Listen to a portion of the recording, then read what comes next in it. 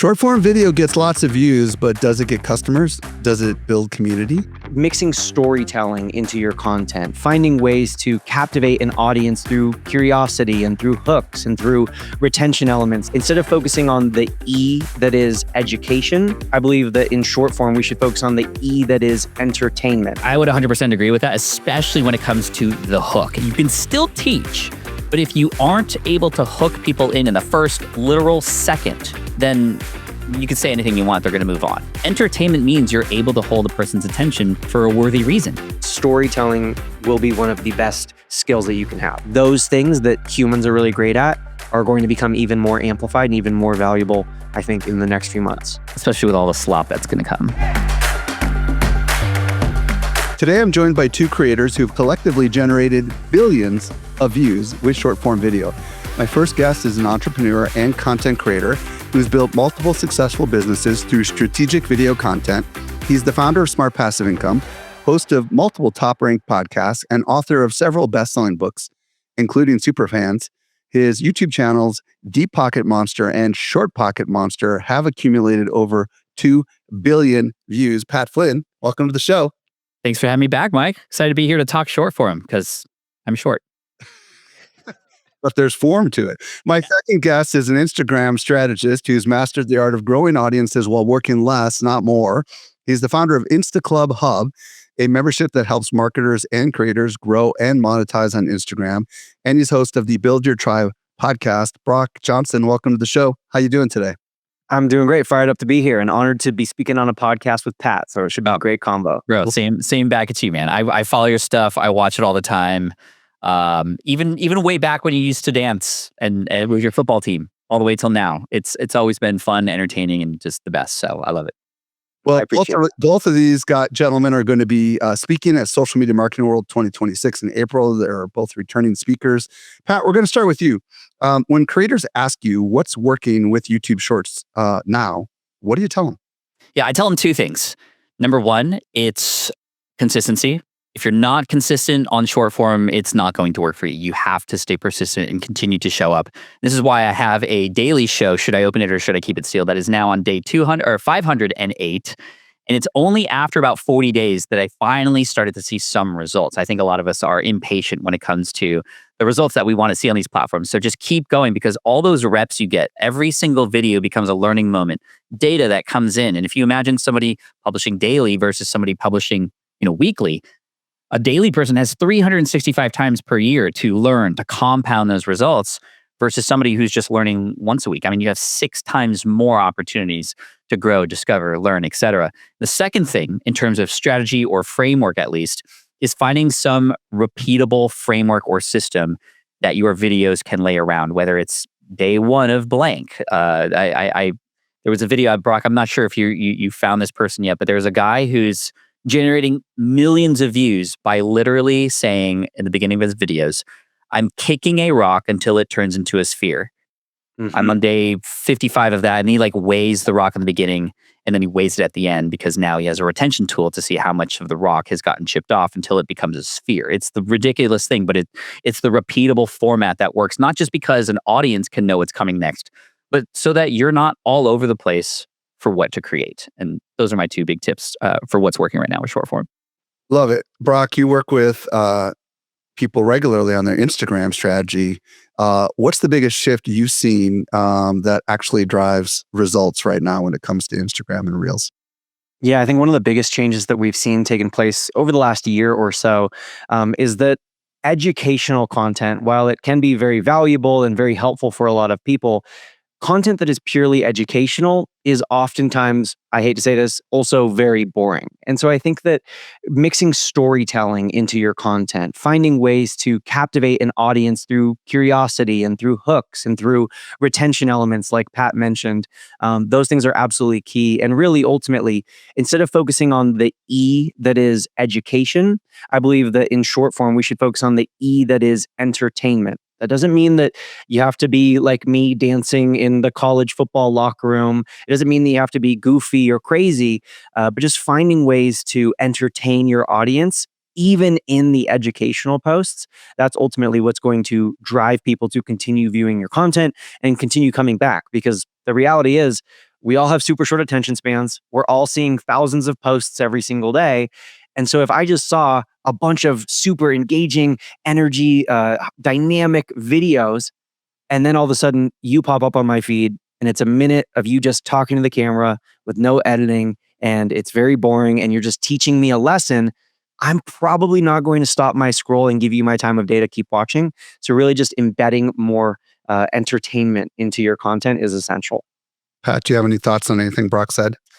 Yeah, I mean, I would 100% agree with that, especially when it comes to the hook. You can still teach, but if you aren't able to hook people in the first literal second on why they need to stick around or what might happen next, then you can say anything you want, they're going to move on, right? Because people, and if you think about your viewing behavior on a phone, on short form platforms like Instagram, TikTok, Reels, etc., Shorts and Facebook now, and Snapchat, whatever, we're flicking through fast.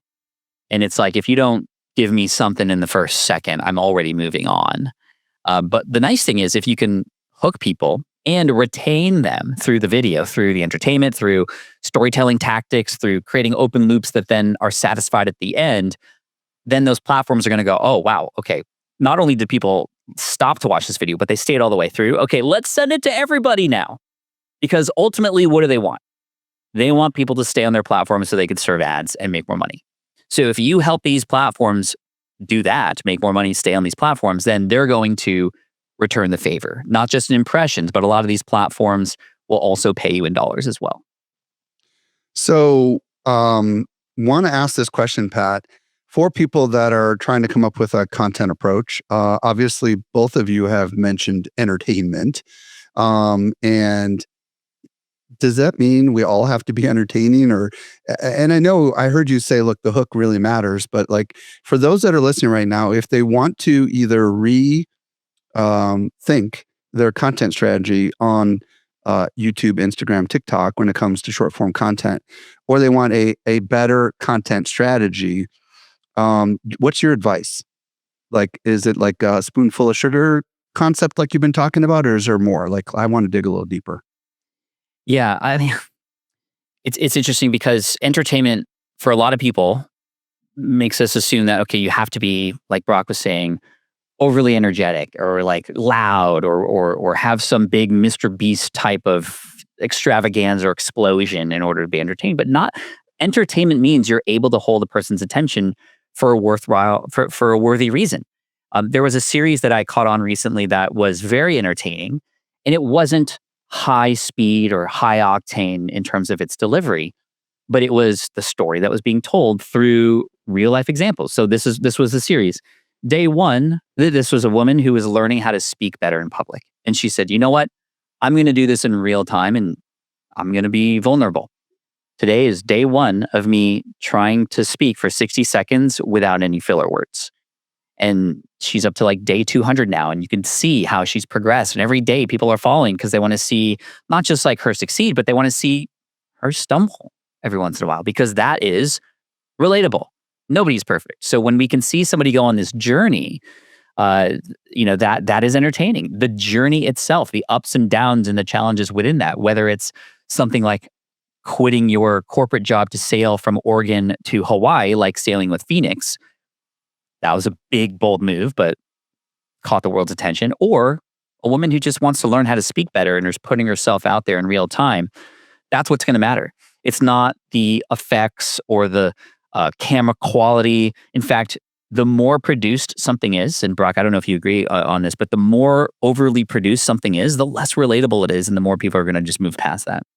I 1,000% agree. I think that unless you are a cinematic Hollywood level content creator, which there are those people out there now, and we have to be real that we're all on the level playing field, which on one hand is really exciting because someone with 1,000 followers has the same opportunity to grow as someone with 1 million followers.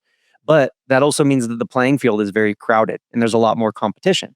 And so doing a little gimmicky editing here or there, or spending a couple $100s on a nicer camera, whereas 10 years ago, that might have made a really big difference. Now, your reel is having to compete with someone who just got done working on Taylor Swift's latest music video. They just got done working on some feature-length film.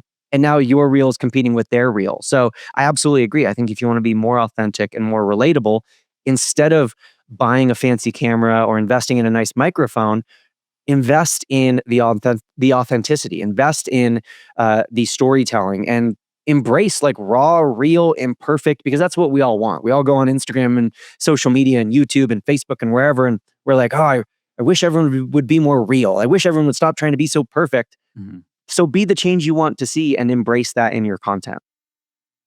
Brock, do you have any examples of, like Pat threw out a bunch of examples. Do you have any examples of anybody that you think is crushing it with short form video that you're looking up to? Tell us a little bit about them. Yeah, I have a couple. One of my favorites is they're called the Mobility Duo, and they're a husband and wife duo who, first of all, they're a super amazing example of niching down. They're specifically helping snowboarders. So not skiers and snowboarders, not winter sports, not anyone who rides a board, literally just snowboarders ride until they are 70 plus years old through daily yoga and functional strength activities. So they are like super, super niche down. But their content, they have over 300,000 followers now, and their content is super engaging because, to go back to what Pat was talking about earlier with hooks, they do a really great job of visually hooking you in. I think over the last few years, so many business owners have heard about hooks.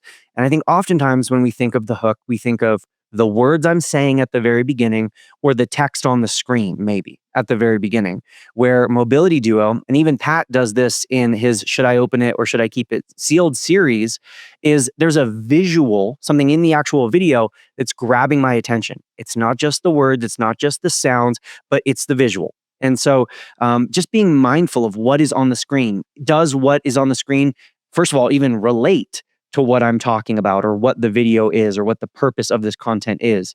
Is there something in those first few frames of the video that is creating curiosity and is making me interested to kind of sit forward in my seat and want to keep watching? So I think they do a really great job of that. What are they doing? then- Quick, like before you go to your next example, Mhm. what is their visual? Like, use some words to describe that. And then I think Pat Yeah, absolutely. wanted to add. So I encourage anyone to check it out. But essentially, they are oftentimes teaching things that might be boring. It's technique and certain exercises that you can do for snowboarding. Like today, they were showing off like a core exercise routine that you could do to stabilize your body when you're landing from doing a snowboarding jump.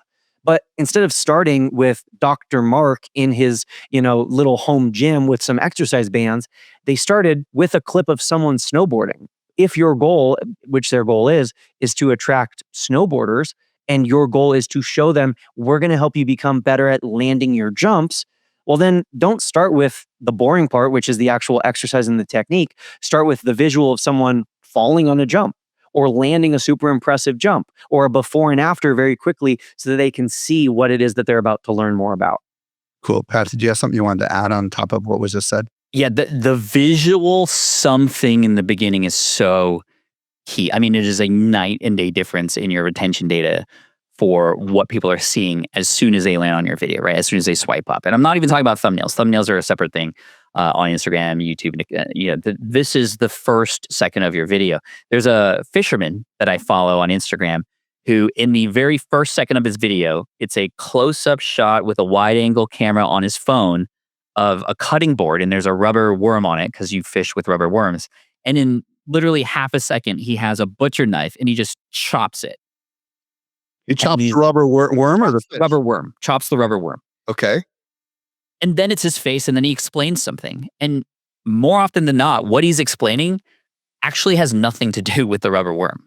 It's just simply a way to make you stop scrolling, which is really interesting. So like that visual goes a long way. I taught somebody in the Pokemon space who was having trouble with their videos because they were starting the videos on camera saying, today I'm going to be going to Target to find some packs to open. Hopefully we'll find something. Let's go. People are already gone because they don't care about that. Or visually, it's like, who is this guy, right? Versus he changed it from being at Target, looking around the shelves, which we can all relate to. Where is it? Where is it? Where is it? Stop. Zoom in. There it is. I found it. His retention data exploded because now there's something visual, relatable. It's like my eyes are looking with you instead of... Now, is that something that isn't necessarily going to show up again in the video? Or because like the case of the worm, the rubber worm, it doesn't show up again. No, it doesn't need to. But in the case of I found it, it's like, what the heck did you find? Right. I mean, Because visually, I can see how that's hooking someone in to want to find out what the heck he found. Right. yeah, I mean, I think the lesson here is try things and see what works for you, right? I mean, Brock, this is the beauty of going daily and publishing. I mean, I know you often recommend sometimes multiple times per day because those are all data points. I mean, to use a fishing analogy, it's like when you go fishing, you don't just cast what you believe is the perfect bait on the perfect day on the perfect spot, take one cast, get no fish, and then leave. You cast again, and then you cast again. And you move around a little bit too. Yeah, exactly. That's what publishing content in short form is. We have the benefit and beauty of not being really penalized for trying. That's what I love about short form is you can try all you want until you find the thing that works. Okay, bro. I 1,000% agree. You know, as You want to say, and then go to your second example when you're done responding to Pat. Go ahead. Yeah, totally. I was just going to absolutely agree with Pat. As someone who also does long form, it can feel limiting where you have to put a lot of work, time, energy into one video a week or maybe two. Whereas with short form, it is absolutely true to say the more you post, the more you grow. On Instagram, there's a direct correlation between post rate and growth rate. But even growth aside, I just look at posting as practice. I have an athletic background. And so I just look at it as, hey, you know, professional athletes are spending tens of thousands of hours practicing for every 1 hour that we see, you know, of them actually playing the real game. And so why do we approach content any different? It needs to be the exact same. And the amazing thing about the way the algorithms work is the social media overlords, they want us to post more because if there's more content being put out there, there's more for people to consume. And so you are rewarded for making their algorithms happy and for posting more. And so I think it's just a win-win-win. But the other example that I wanted to share is another really great example, citizen_the_artist. And then there's a similar account that's called wants and needs brand _. And these are two accounts that are using essentially the same strategy. It's what I call a hook swap strategy.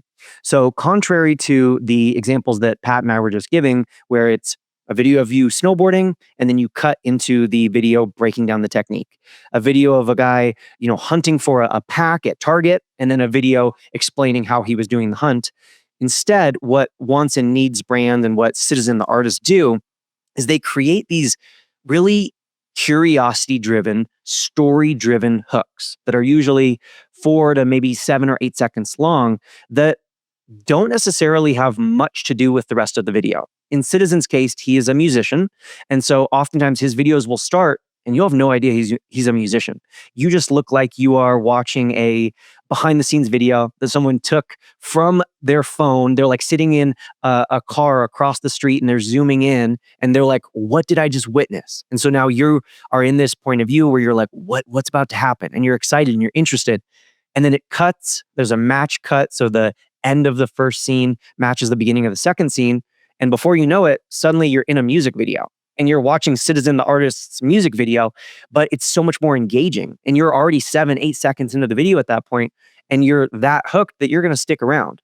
Whereas if he had just posted his music video, only his super fans would actually stay and watch. And then similarly, Wants and Needs brands, they do something similar, but instead of creating their own visual, where like Citizen he's really putting in the work to record this B-roll from across the street, point of view on the phone, zooming in or making it look like he's tripping and he's about to fall into like a river.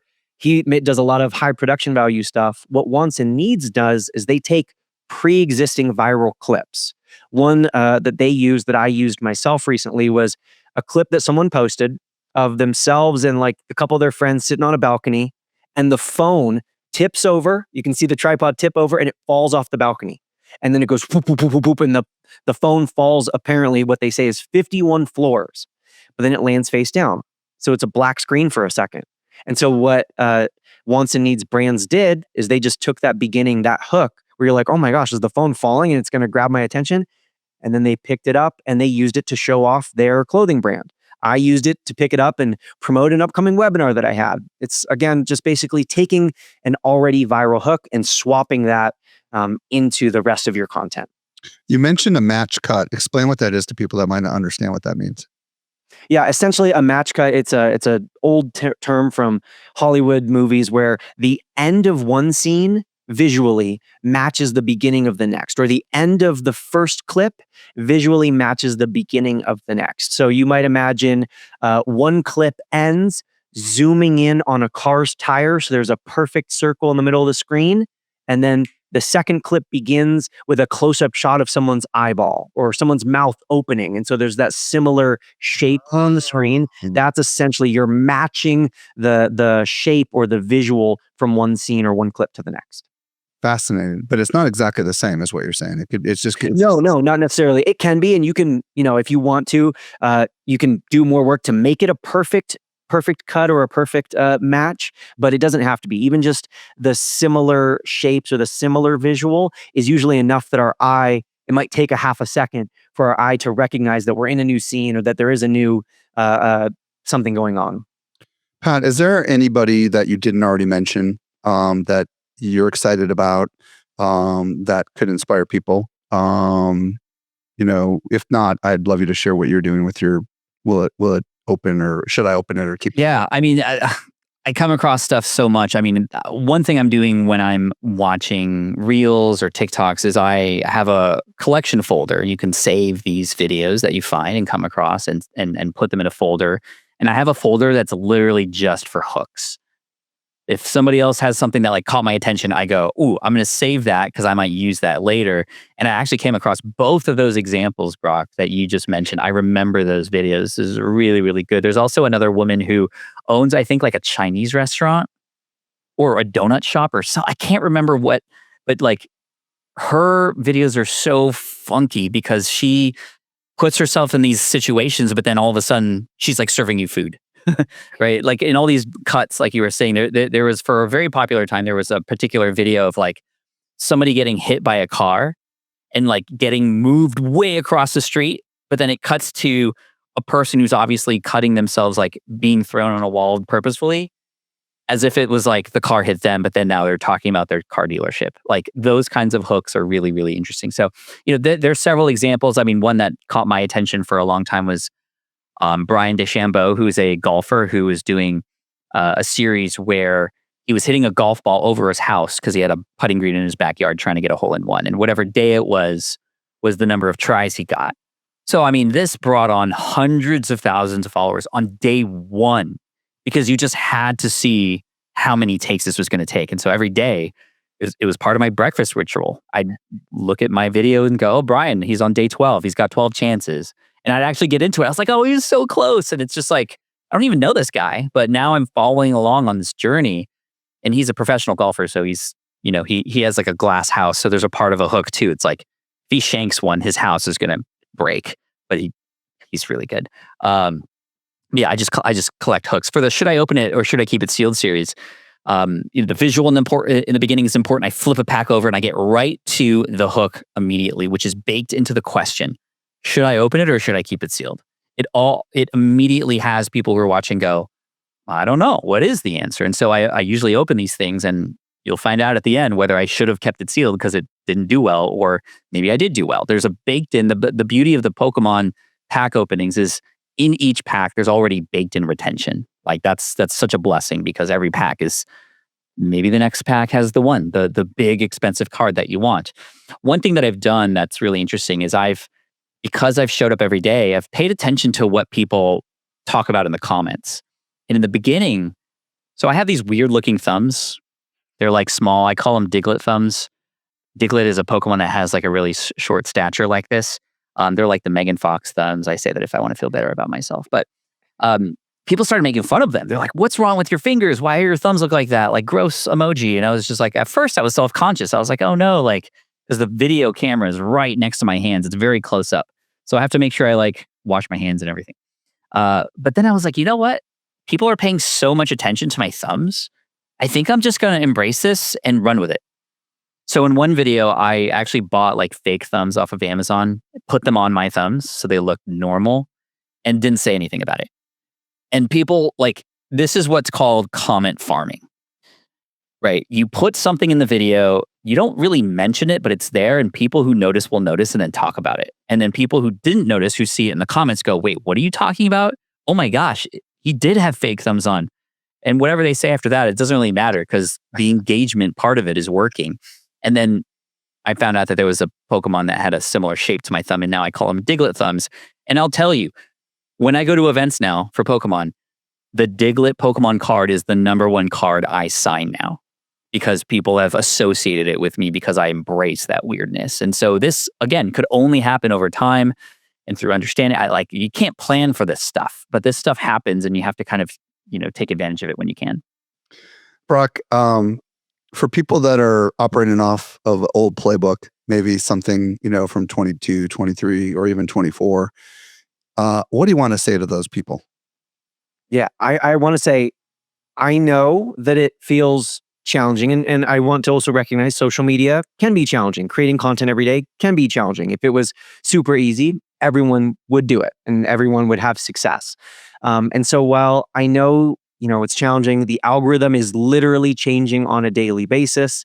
I want to encourage you to detach from the results. And I know, in our intro, we're talking about millions of views, and Pat's got billions of views and multiple channels with millions of subscribers. And we talk about these results, but we do that not because that's what we focus on. We do that because we want you to respect us as credible experts in these fields. But what we focus on, and I hope I can speak on Pat's behalf for this, which is we focus on what we can control, which is our output, the way we approach our content. We focus on the content creation, the ideation process, the editing process, the script writing process, the things that we have direct control over. And so, even as we head into a new year, people will oftentimes set goals of, I want to hit 1 million subscribers this year. I want to hit 10,000 views this year. And those are great goals. It's good to set goals, definitely. But I think it's more helpful to set goals that you actually have control over, such as, I'm going to upload 1 post every single day this year. Every single day this year, I'm going to spend 10 minutes studying great content creators. And I think you're going to see much better success if you do that. Yeah, Pat, what's your thoughts about, people that are kind of stuck in the, this is the way I like to do it.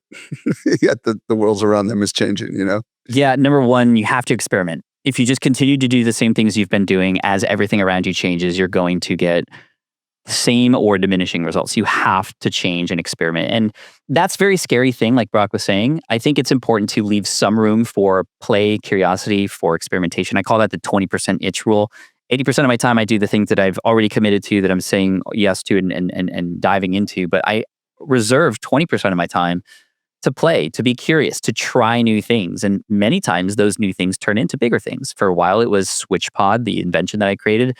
And then now it's Pokemon. And then within the content, even in the daily content, I am now experimenting once a week with something maybe a little bit different or a little bit new. And sometimes those things blow up. There was one video I recently did where I bought this was a Pokemon promotion that happened in 2017. And it was an egg, a cardboard egg that had a pack glued to it, and it had 1 card in it. And I was like, well, are people going to care about 1 card and watch 90 seconds of somebody opening 1 card? I wanted to explain the history of it and where it came from. How am I going to make this interesting? I don't know. We're going to give it a shot anyway, because I know if it fails, that's okay. I have my reliable bucket that I'm going to contribute to tomorrow. So that's fine.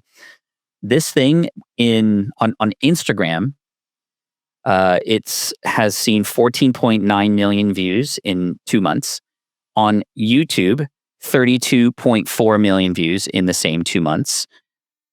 Similar numbers on Facebook, similar numbers on TikTok. And it's weird with this repurposing as well. Sometimes videos like this will do well on all of them. Other times, a video will blow up on Instagram and it will do nothing on TikTok. And I'm like, why? I wish I knew. But I'm just going to publish again tomorrow and take what I've learned and try to do better the next day, 1% better every single day. So yeah, to Brock's point, and this is quoting a friend of mine, Alex Hodges, who really taught me this, count uploads, not likes.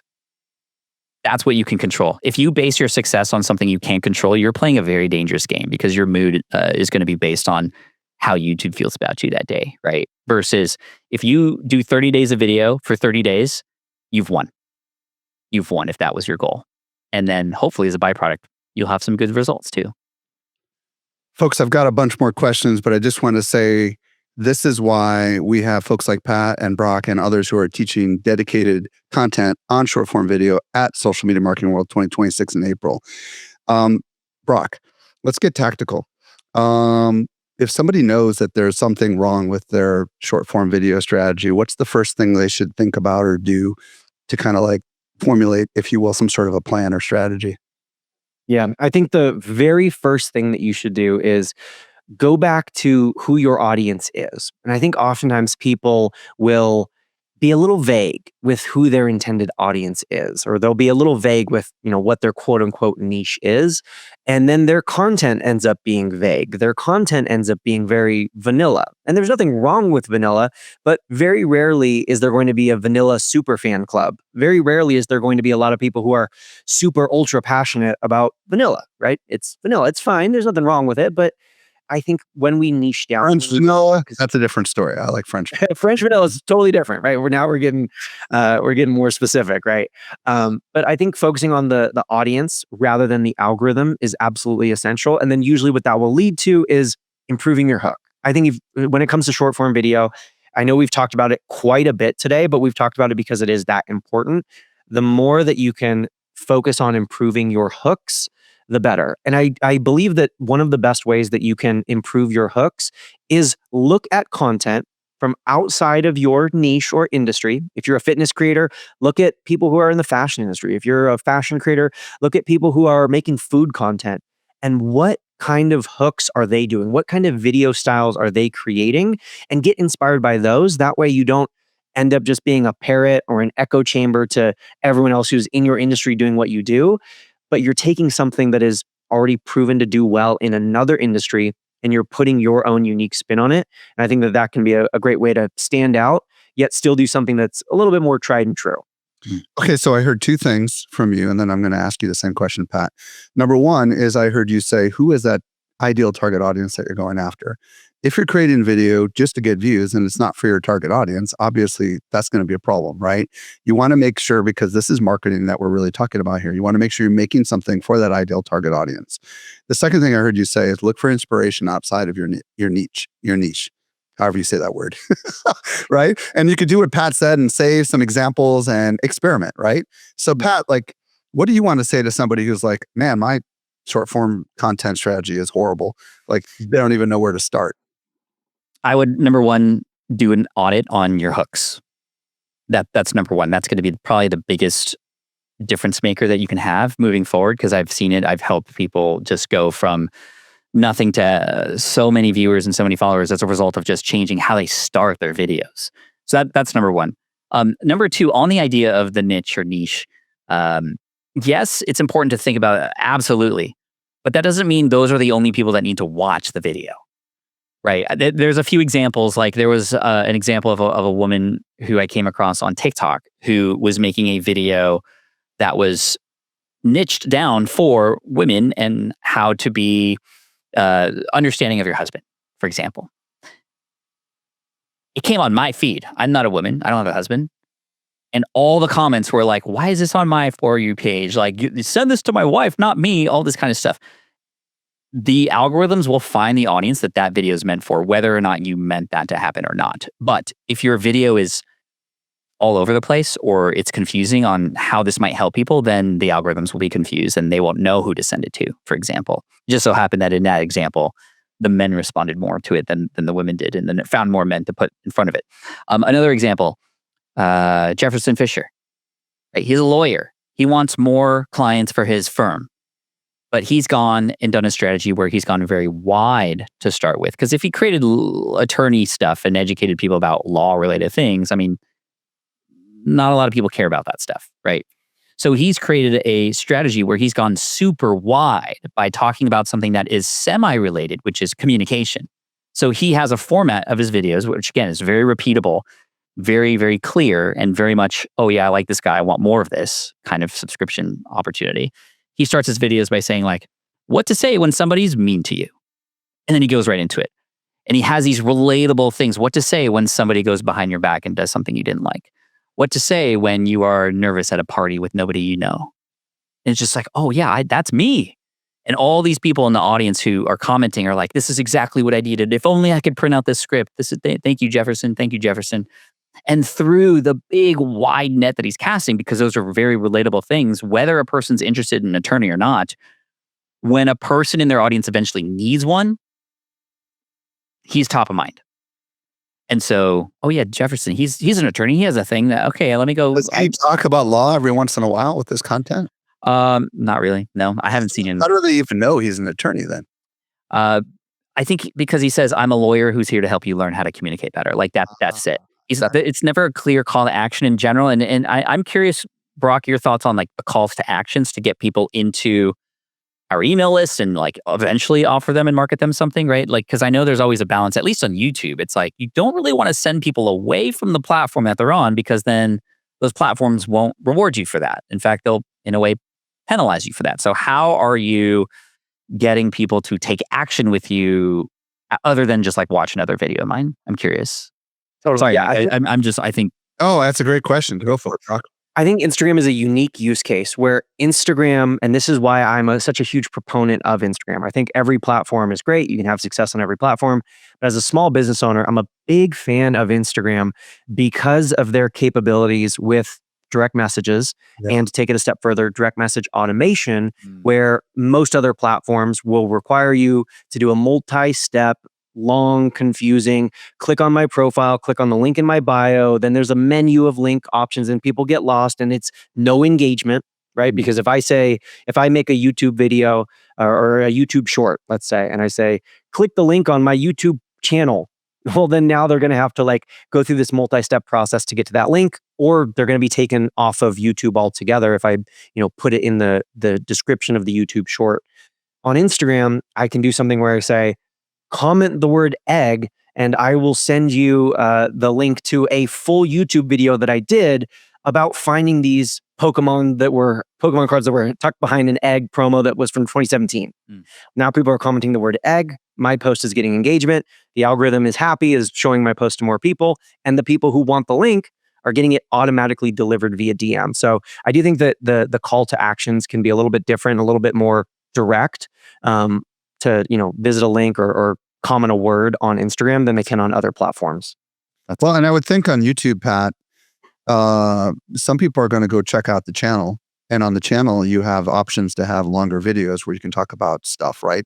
Yeah, that happens. But I mean, in general, people who are watching short form just want to watch the short form. Like it's almost in a way a completely different audience. It's their consumption. It's very hard. We learn this from the podcasting space, right? It's hard to get a person who watches a 1-minute clip of our podcast to stop exactly what they were doing and then download a 45-minute episode. That's a very, very tough ask versus considering taking these clips so that you can get in front of people who wouldn't have found you otherwise, right? So we're able to meet them where they're at instead of asking them to come to where we are at. But on YouTube, I think that on YouTube, the strategy is because there isn't a way to comment and then get a reply or a direct message, which is unfortunate. Also on Instagram, I think just the stories are a great way to go deeper with your audience, right? Like you don't even need like a ManyChat, although that's something I'm starting to explore now, ManyChat. On YouTube, it's like I create a daily video series. 1 out of every 14 videos, I am not going to hurt too much by having a more direct promotion of something. I did this recently with a merch drop, and we sold 2,000 shirts in 2 days for the Should I Open It series. And it was just simply by making one of those reels a little bit more of a call to action. And, I didn't see any penalization from that. But if in every video you're like, leave here and go get this thing, leave here and go get this thing, leave here and go get this thing, then that's ultimately not going to help you in the long run. Pat, about YouTube Shorts, if people wanted to like adopt this experimental mindset that you've been talking about, what's something that they could try? That's not going to be a huge, difficult thing for them to try if they want to begin experimenting with YouTube Shorts. I would come up with a 30-day series that you could do and create 1 video every day for 30 days, whatever that might be. Again, that's going to wrap your head around, what am I going to create? Okay, let's create this repeatable format. Maybe it's, there was another video series that I caught on where it was an old guy my age who was like very not flexible. And he's like, you know what? I need to get more flexible or else I'm going to injure myself. So every day I'm going to stretch for 25 minutes. And he would show like a time lapse of him stretching. It was just like a clock in the background. I mean, he was literally just like a person bending over. But then the next day you could see he got further. And the next day he got a little further. And then the next day he got a little bit further. And ultimately, this person was a person who was helping people with their health and fitness and used the fact that he hadn't yet worked on his flexibility as a mechanism to market the other things that he had to offer in the health and fitness space, which I thought was really, really cool. It's like, okay, where's a weakness? Then I can show that I'm improving on this.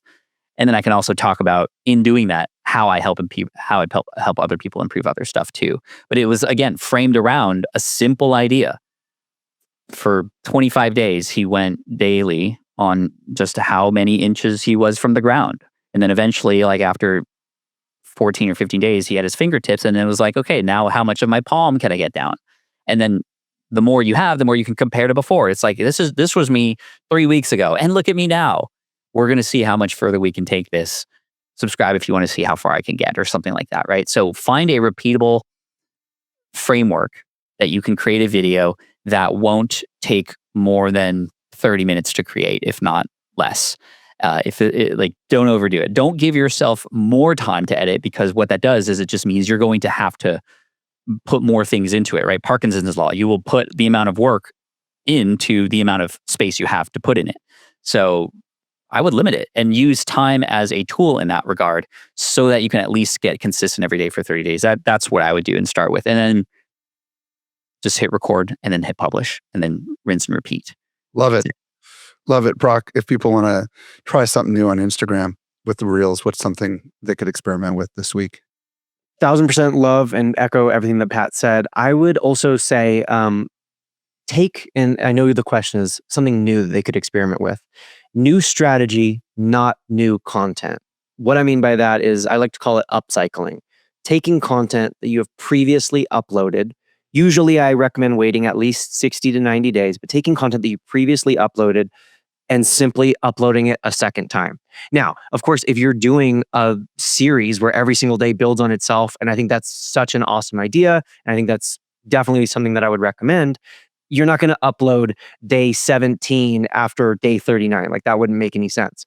But I know that there's a lot of marketers and small businesses listening who are like on this never ending hamster wheel of, what am I going to post today? What content am I going to create today? And sometimes you might need a buffer. You might need a week or two to come up with this series like Pat was describing. You might need, a week because it's a chaotic time for you in your personal life and you just need some time. And so I'm a huge proponent of taking things that you have previously uploaded and either directly uploading it. Again, same content, same caption, no changes, or making slight tweaks and modifications and refreshes. Obviously, like I said, you're not going to be able to do this for every single thing that you post. You're not going to post a Grinch-related meme in December and then again in April. You're going to have to save it for next December. But there is content that is more evergreen, that can have a longer shelf life. And the thing is, on social media, unlike a YouTube long-form video or a podcast that's still getting views and downloads years after it was originally posted, my reel is probably not getting that many views after a few weeks. The YouTube short is probably not getting that many views, months down the line. And so by re-uploading, you give your audience another opportunity to consume your content. And if it's good content, they wouldn't mind seeing it again. And the reality is, most of them probably didn't see it the first time, and they definitely do not remember seeing it the first time. I oftentimes think of it as like, favorite TV show. Like, I am an avid lover of The Office. I think I've seen every episode 50,000 times by this point.